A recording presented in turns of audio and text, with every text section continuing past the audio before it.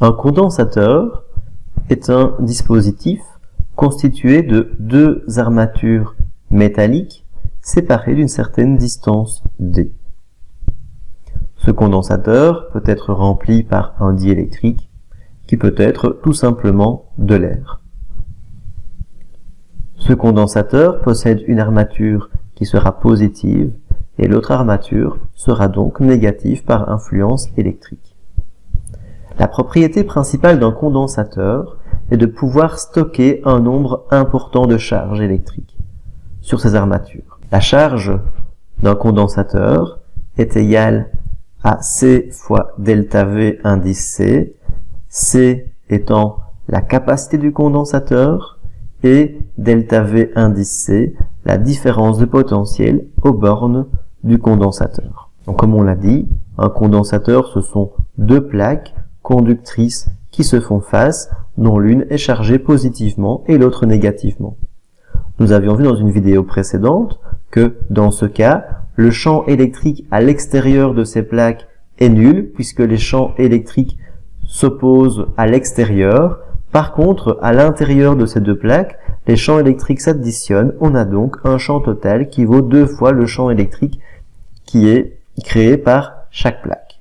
Nous avons vu précédemment que ce champ électrique était égal à sigma sur epsilon 0, où sigma représente le nombre de charges par unité de surface, c'est-à-dire des coulombs par mètre carré. Cela signifie qu'on peut réécrire le champ électrique comme égal au nombre de charges divisé par epsilon 0 fois la surface des plaques.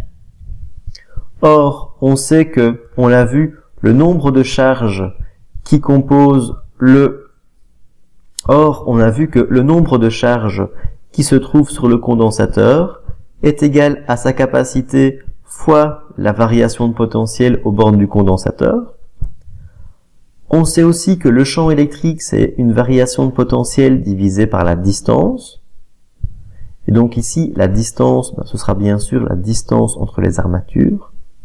Grâce à ces deux nouvelles formules que l'on peut implémenter dans la précédente, on obtient l'équation suivante. La variation en borne de potentiel du condensateur divisée par la distance est égale à la capacité multipliée par la différence de potentiel aux bornes du condensateur divisée par le produit de la surface et de epsilon 0. On a donc que la capacité est égale à epsilon 0, la permittivité du vide, fois la surface de chaque plaque divisée par la distance.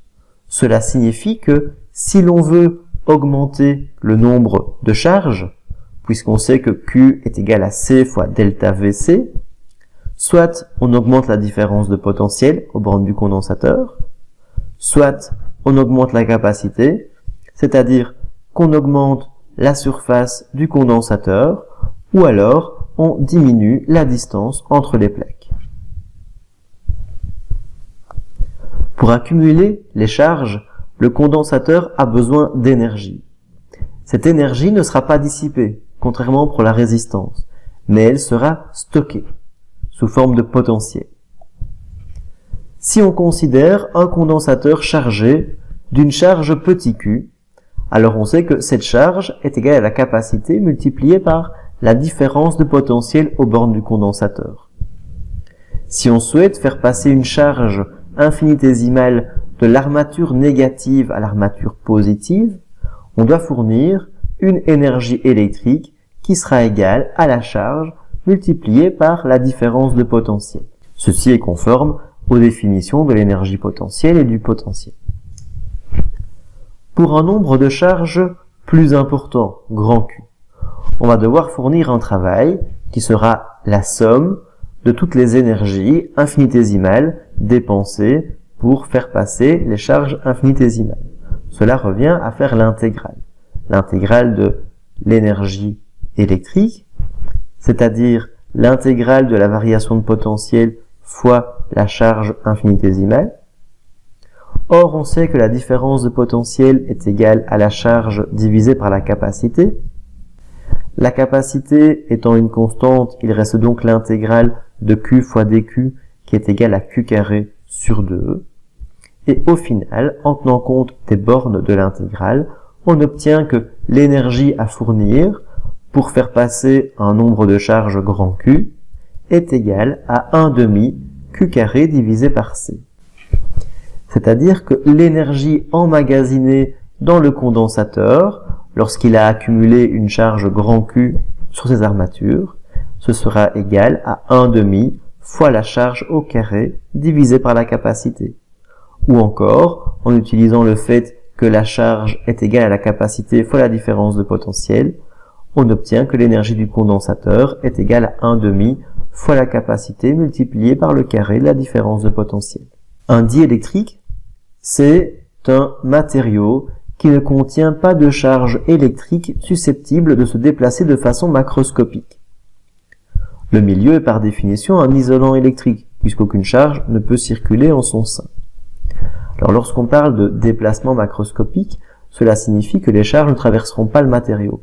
Par contre, elles peuvent au niveau microscopique, c'est-à-dire sur de très courtes distances, pouvoir se déplacer de façon à contrer un éventuel champ électrique extérieur. Cela signifie que ce matériau est polarisable, c'est-à-dire qu'à l'échelle atomique, des dipôles électrostatiques se forment en son sein pour interagir avec un champ électrique externe qui y serait appliqué.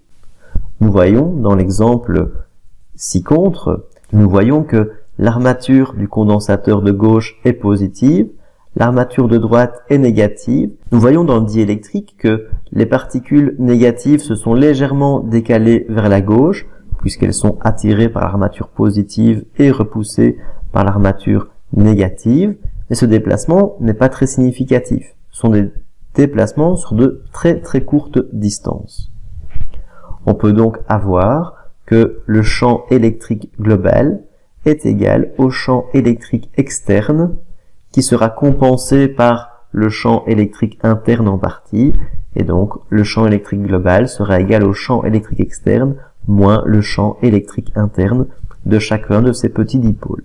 Si on introduit alors un diélectrique entre les armatures d'un condensateur, la capacité du condensateur va augmenter. C'est-à-dire que la capacité sera égale à epsilon 0 fois la surface divisée par la distance.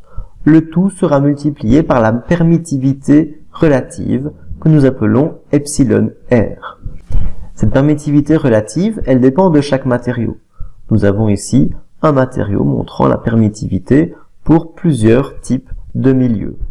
Nous voyons que le vide contient une permittivité égale à 1, l'air est légèrement supérieur, mais on dira que la permittivité relative de l'air est pratiquement égale à 1. Par contre, si on considère la stéatite ou la porcelaine, on arrive à une permittivité égale à 6.